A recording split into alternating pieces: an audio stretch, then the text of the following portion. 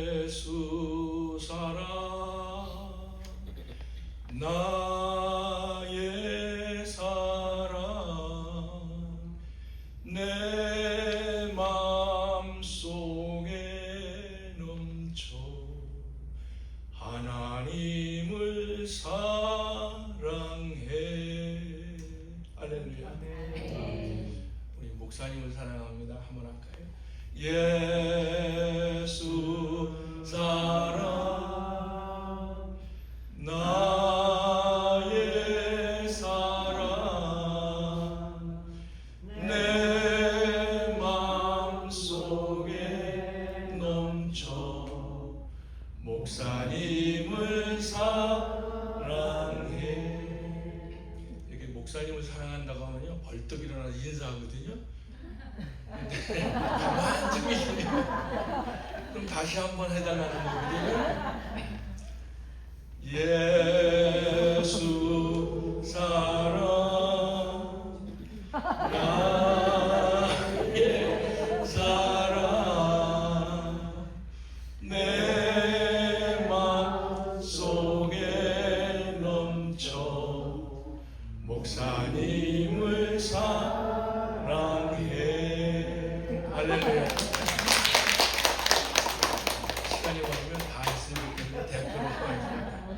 근데 또 먼저 또 김치국처럼 마시는 분 또 처음 봤습니다. 요한복음 3장 16절은 키스톤과 같은 말씀이에요. 이 키스톤이라고 할 때 고대 이스라엘의 건축, 고대 건축을 보면 창문을 아치형으로 만들지요. 그래서 돌을 이렇게 쌓아갑니다. 좌우로 돌을 쌓아가는데 그 맨 꼭대기에는 이렇게 놓는 돌이 있습니다. 그것을 키스톤이라고 얘기하지요. 한국말로는 그걸 종석이라고 하던가요? 근데 그것이 없으면 이 아치 그 창문이 건물이 완전히 무너지고 맙니다. 그러나 그 키스톤이 있으면 몇천 년이 지나도 누가 부시지 않으면 그대로 있죠. 이 요한복음 3장 16절이 바로 키스톤과 같은 말씀이에요.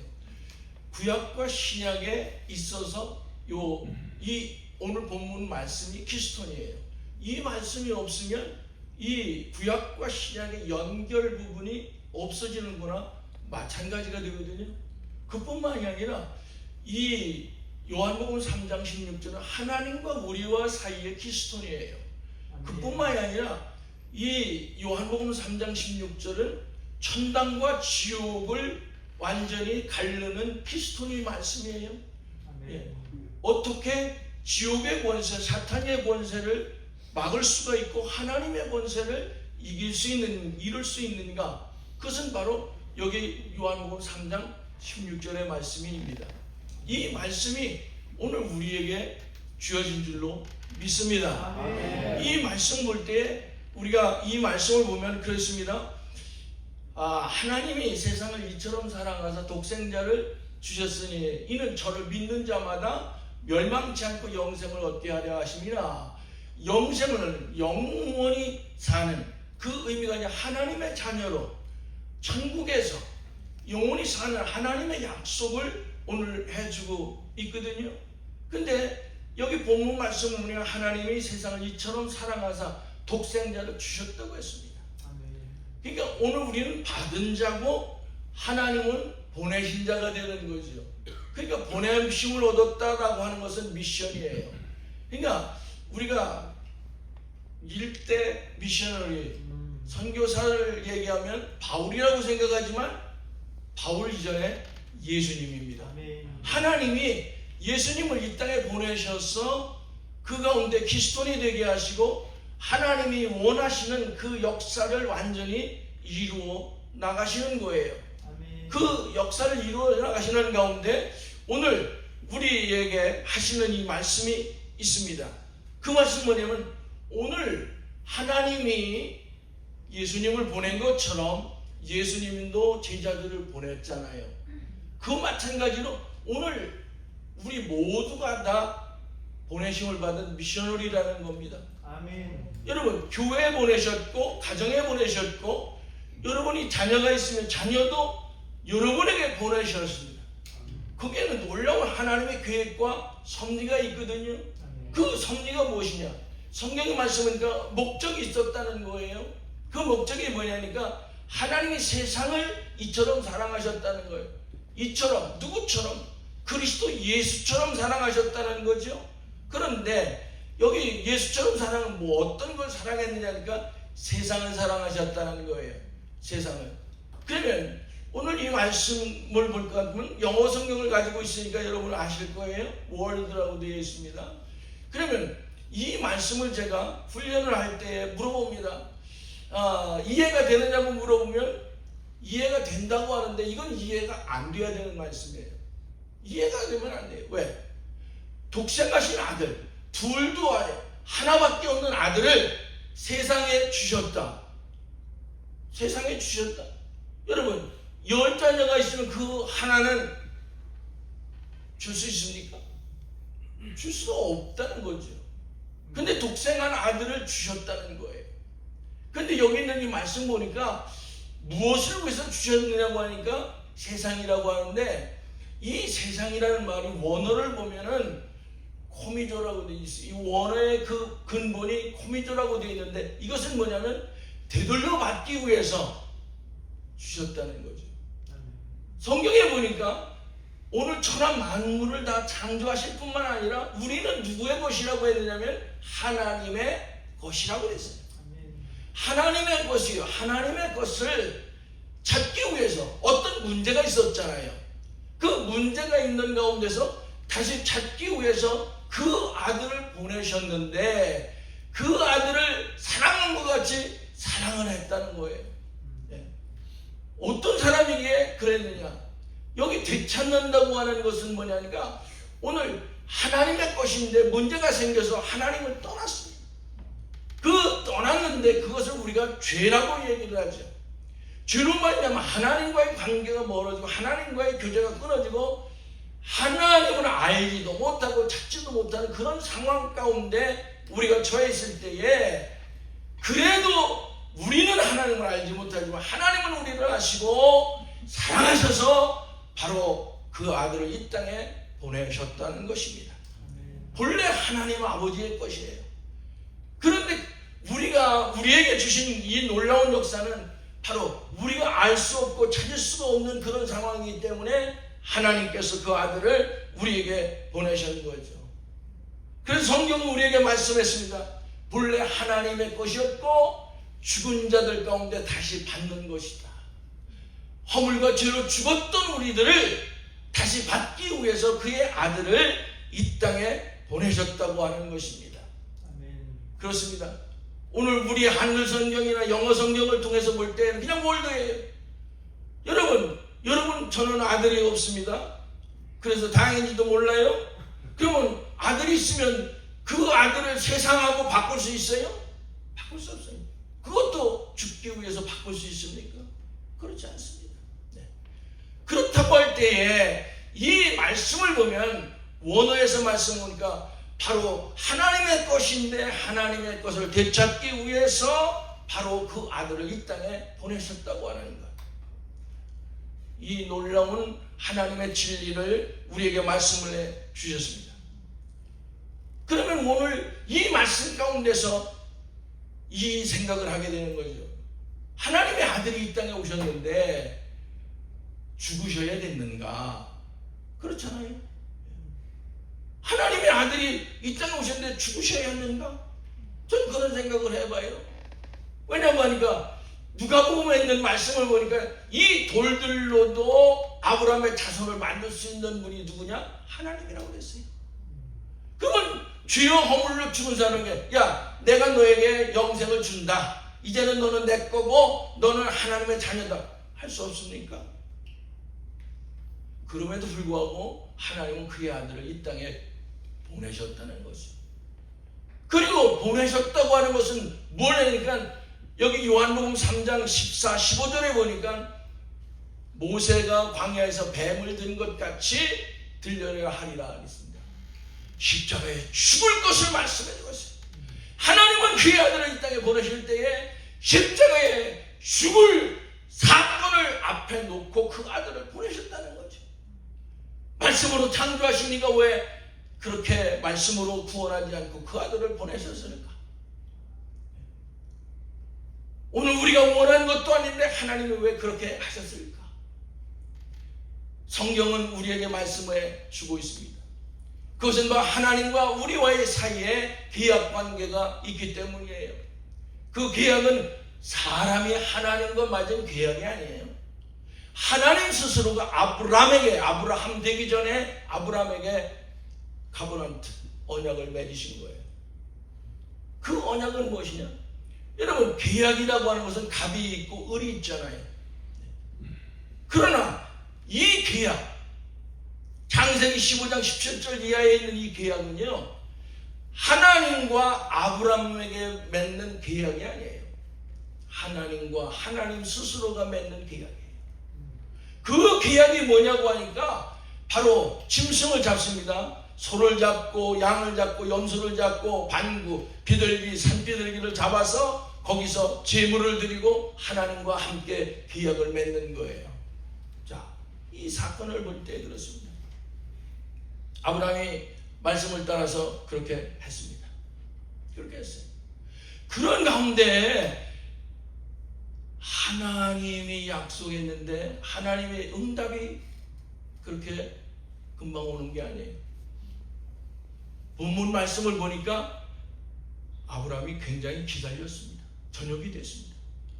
근데 거기에 날짐승이 와서 자꾸 사체에 앉으려고 그랬어요. 근데 성경에 볼 때 하나님 앞에 드린 제물 위에라고 않고 사체라고 했다는 거지. 제물과 사체는 다릅니다. 근데 다르려고 할 때, 그럴 때에 저녁이 되니까 거기에 횃불이 지나갔어요. 지나갔습니다. 그것은 무엇을 의미하느냐? 하나님 스스로가 언약을 맺는데 그건 뭐냐? 내가 하는 약속은 내가 죽는 한이 있어도 나는 내가 지킨다. 그래서 예수님을 이 땅에 보내시고 그 약속을 하나님 스스로가 이행하시는 것이죠. 그리고 그 약속을 통해서 하나님의 놀라운 약속이 이루어지고 성경은 우리에게 말씀하시기에 너에게 영생을 주었다. 이 영생은 누구의 손을 통해서든지 하나님의 손에서 뺏을 수 없다. 이 영생을 우리에게 주신 줄 믿습니다.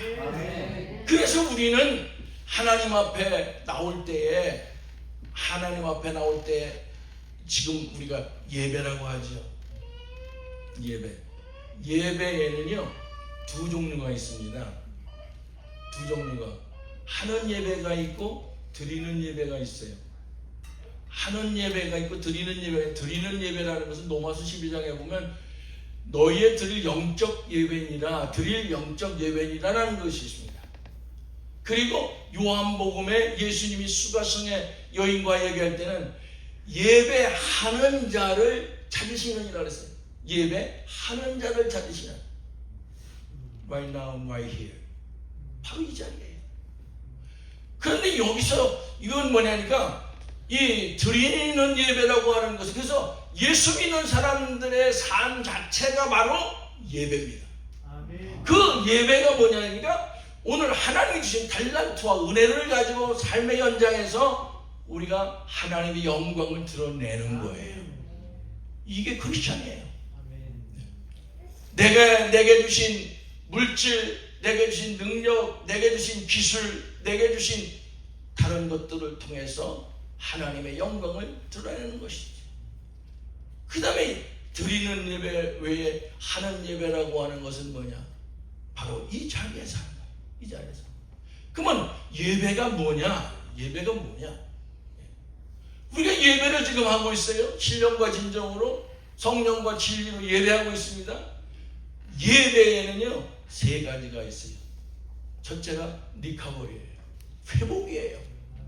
여러분, 오늘 우리가 하나님과 우리와의 관계가요, 예수님과 우리와의 관계가 언제 회복되느냐면 바로 이 자리에서 지금 회복되고 있습니다.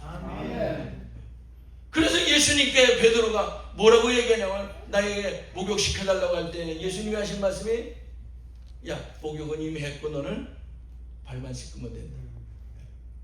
오늘 이 예배를 통해서 그래서 예배 자리에 있는 것이 왜 중요한가? 리커버리예요. 회복이에요. 예수님과 나와의 관계가 회복되는 거지. 그러니까 이것은 내가 회복하고 싶다고 하는 것이 아니라 예수님 자신이 우리를 지금 회복하시는 거예요. 베드로의 발을 닦듯이 오늘 저와 여러분들의 심령을 바로 회복시키고 계신 줄로 믿습니다. 이 자리가 예배의 자리이기 때문에 그렇습니다. 그리고 rejoice, 하나님이 기뻐하시는 거예요. 하나님 기뻐하시는 거예요. 여러분 오늘 여러분 우리가 하나님 앞에 나올 때 하나님이 나를 기뻐하실까? 지난주에 어떻게 살았습니까? 라고 물어보고 그 필요가 없어요. 하나님이 나를 기뻐하실까? 내가 조금 잘했으니까, 내가 조금 못했으니까 그 관계없어요. 그리스도 예수님이 내 마음에 계시면 하나님이 내 안에 있는 그리스도를 보고 우리를 기뻐하시는 줄 믿습니다. 우리를 기뻐하시는 거예요. 오늘 우리 사람은요 자꾸 현재를 바라보고 나 상황을 바라봐요. 오늘 하나님이 그 아들 독생자를 이 땅에 보내실 때 우리의 상황 봤어요? 상황은 비극이에요. 그 상황 본 것이 아니라 그리스도 예수로 말미암아 구원하여 하나님의 자녀가 될 그리스도를 바라보면서 이 땅에 보내시고 우리를 구원하여 하나님의 자녀가 되게 하는 줄 믿습니다. 영생을 주신 거예요. 그래서 영생을 주신 겁니다. 그리고 바로 오베이, 순종이에요. 순종은 뭐냐면 성령을 순종하고, 여러분 지금 성령을 순종하는 거예요. 어떤 마음가짐은 그거 상관없어요. 이 자리에 있다는 자체가 바로 성령을 순종하는 자리인 줄 믿습니다. 왜냐하면 부르지 아니하면 올 자가 없거든요. 성령의 역사가 이루어지고 있는 것입니다. 그렇습니다. 오늘 하나님의 말씀이 이루어지는 가운데서 그렇게 말씀했습니다. 예수님께서 십자가에 죽으실 때 하신 말씀, 마지막 말씀이 다 이루었다. 다 이루었다. 그 영어 성경이 is finished. 근데 이 말씀이 테텔레스타이라고 하는 이 말씀이 그 원어인데 이것이 뭐냐면 상업적인 용어예요. 상업적인 용어인데 이게 뭐냐면 paid. 이미 지불했다는 거예요. 이미 지불했다. 무엇을 지불했느냐? 죽음을 통해서 사망 권세에 있던 그 모든 것들을 다 지불하셔서 죄악을 씻으셔서 하나님의 자녀가 되게 하신 줄 믿습니다. 하나님의 의롭다 하신 자를 누가 감히 불의하다고 말할 수가 없다는 거죠. 오늘 내가 내 생각을 해서 내가 어떻게 살아서 그렇다고 하는 것, 이것도 중요하지만 그거보다 더 중요한 것이 있습니다. 바로 오늘 하나님께서 그리스도 안에서 우리를 그렇게 대우하셨다는 것이죠. 체크로 말을 하면 죄와 사망이라고 하는 것은 체크 다 디파짓 하는 모이드를 하는 거고 마찬가지예요. 그렇습니다. 그래서 오늘 그리스도 안에 있는 사람들은 뭔지 모르게 귀가 살아야 돼요. 왜? 나를 볼 때는 안 그래요. 그렇지만은 주님을 생각할 때, 하나님을 생각, 그 역사를 생각할 때에는 나도 모르게 귀가 산다는 거예요. 왜? 하나님이 우리를 세워주시기 때문이에요. 하나님 세워주시기. 오늘 이미 말씀드린 것은 우리를 미셔너리로, 집으로, 삶의 현장으로, 교회로 보내주셨다고 했습니다. 그런 가운데서 중요한 것이 있습니다. 예배를 통해서 하나님과 계약을 맺을 때에 맺은 것은 어떻게 되어야 하느냐. 거기에서 하나님께서 짐승을 쪼개서 놓으라고 하셨던 거예요. 그런데 성경에 보니까 새는 작은 새는 그렇게 않고 그냥 통째로 들였어요. 그래서 사체라고 하는 거죠. 사체. 오늘 우리가 하나님 앞에 나와서 나의 죄라고 얘기하잖아요. 나의 죄를 고백하잖아요. 예, 고백해야 돼. 근데 이건 두리뭉실한 거예요. 오리궁뎅이나 같은 거예요. 그래서 우리는요 쪼개야 되는 걸 쪼개야 돼요. 구약의 제물은요 다 쪼개서 드렸어요. 우리의 마음을 쪼개야 되고 생각을 쪼개야 되고 우리의 헌신을 쪼개야 되는 거예요. 그냥 내가 내 죄를 용서해달라고 뭔가 우리가 생각을 하게 되는 거예요. 뭔가 쪼갠다고 하는 것이 뭐냐, 생각을 쪼개고 내 죄를 쪼갠다는 것이 뭐냐. 여러분, 나는 도둑놈입니다. 아이 성전에서 넘쳐하면 안 되죠. 나는 도둑놈입니다. 나는 살인자입니다. 미워했잖아요. 그러면 그냥 내 죄가 그냥 가지고 왔다가 끝나고 나면 보따리 해가지고 가는 것이 아니라 여기서 쪼개놓는 거예요. 누구 앞에? 하나님 앞에. 누구의 이름으로? 예수님의 이름으로. 그렇습니다. 나는 하나님 앞에 못된 인간입니다. 나는 하나님 앞에 음란한 인생입니다. 나를 쪼개놓아야 되는 거예요. 나는 편가르는 사람입니다. 나는 헌신하지 못하는, 구체적으로 그뿐만이 아니라요. 그뿐만이 아니라 내가 아픈 것도요. 나 아픕니다 하지 말고요. 정확한 부위를 얘기하시는 거예요. 그럴 때 어떤 역사가 일어났느냐? 거기에 성령을 횃불이 지나가는 거예요. 그것을 살라버리는 거예요. 그러나 보세요. 이스라엘 백성들이 400년 동안 종살이 하잖아요. 왜 그랬을까요? 아브라함과 계약을 맺을 때에 아이고 요거는 별거 아니겠지. 우리 생각에 아이고 요거야 뭐 별거 아니겠지. 이런 생각 가지고 있는 거 있거든요. 근데 이게 별거가 아니고요. 내가 나를 알고 내가 나를 모르는 것도 하나님은 나를 아신다고 하는 거예요.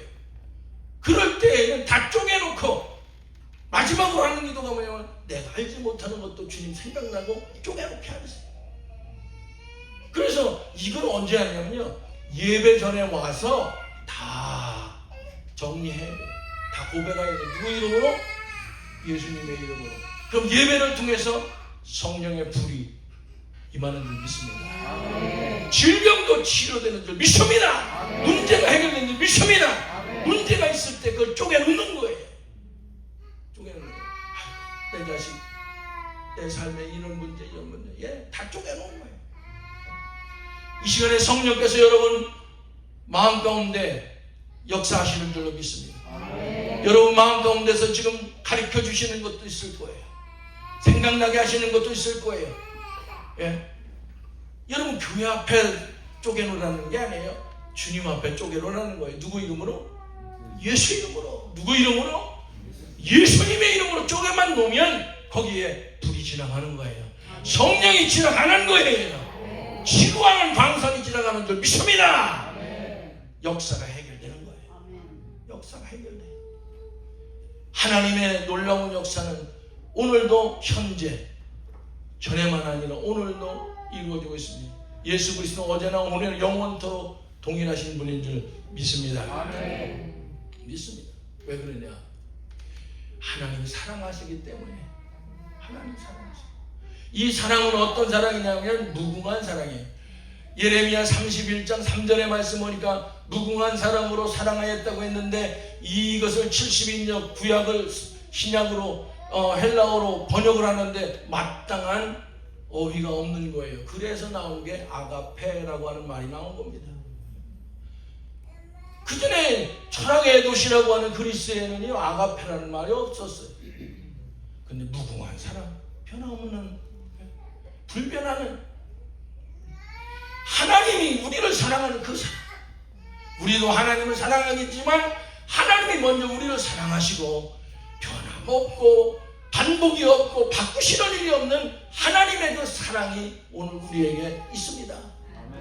그 놀라운 역사는 어떤 가운데 지금 역사되고 있냐면 믿음 가운데 역사되고 있습니다. 믿음.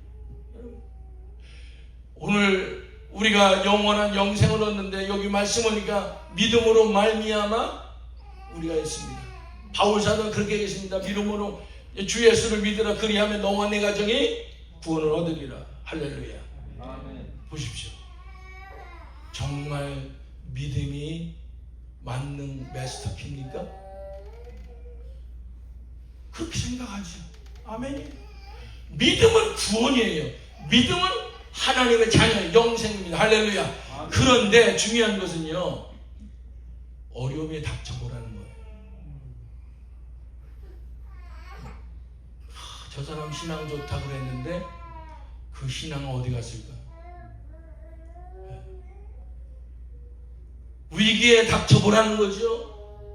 위기에 닥치면 그 믿음이 어디 있을까?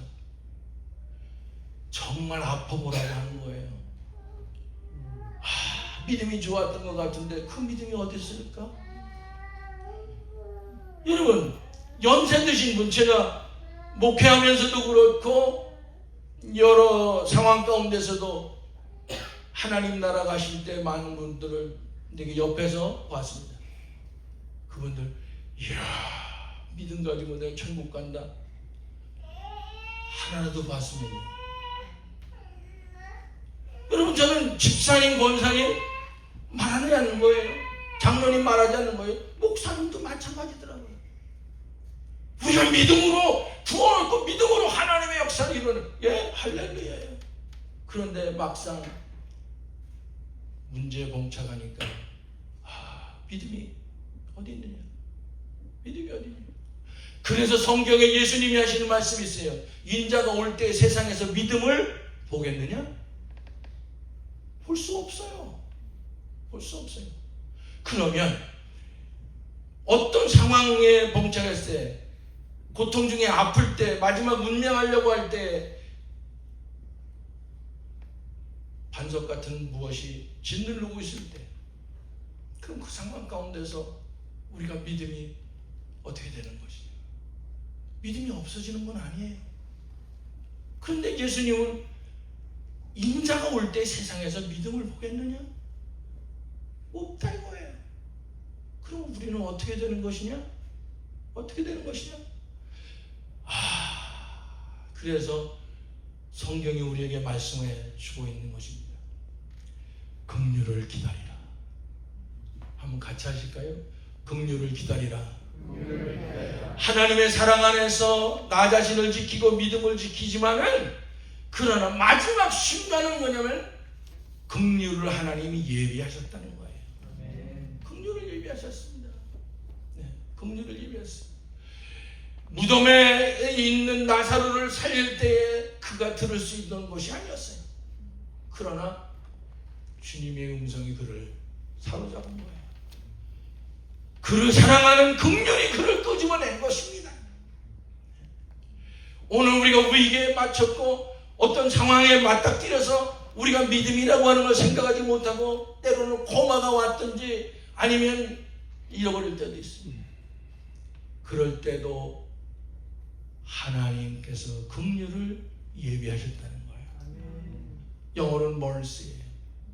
이게 이 말씀은 바로 유다서 1장 21절에 있는 말씀이에요. 하나님 사랑 안에서 자기를 지키며 믿음을 굳건히 섰는데 그리스도 앞에 서기까지 긍휼을 기다리라. 긍휼을 기다리라.